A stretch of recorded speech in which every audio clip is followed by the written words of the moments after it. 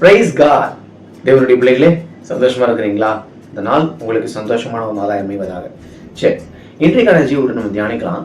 ஏசாயா எழுதிய தீர்க்கதரிசன புஸ்தகம் 53:4-5.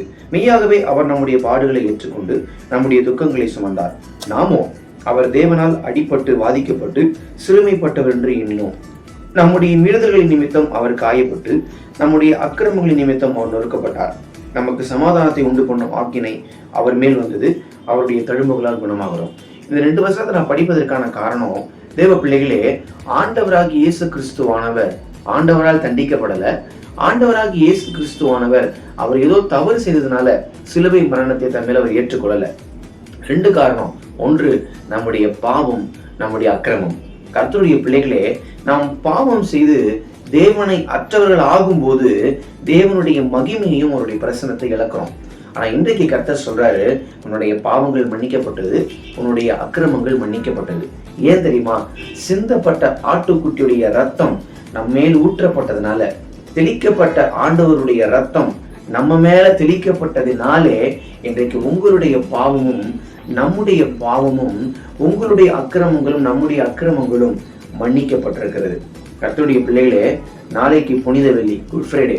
யாரும் சபை ஆராதனையை விட்டுறாதீங்க.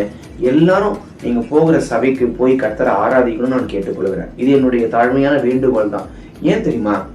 நம்ம கிறிஸ்துமஸை பெருசா கொண்டாடுறதோ, நம்ம ஆண்டவருடைய பிறப்பை ரொம்ப பிரம்மாண்டமா அனுசரிக்கிறத கர்த்தர் விரும்பல.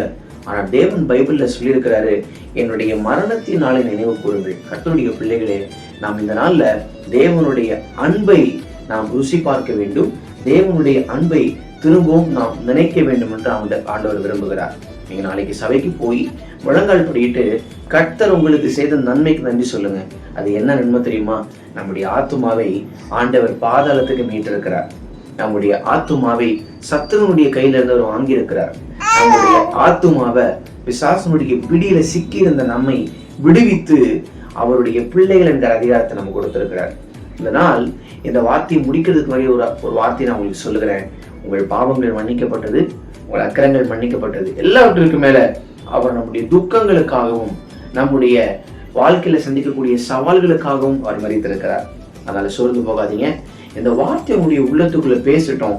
அதே சமயத்துல இன்னும் நான் தேவனுக்கு எப்படி பிரியமாய் வாழ வேண்டும் என்பதை நம்ம சிந்திப்போம் அப்படின்னா கர்த்தர் நம்முடைய வாழ்க்கை அற்புதங்களை செய்ய முடியும். இந்த வார்த்தை உங்கள் இறுதிய பலகையில் எழுதப்படுவதாக. May God bless you.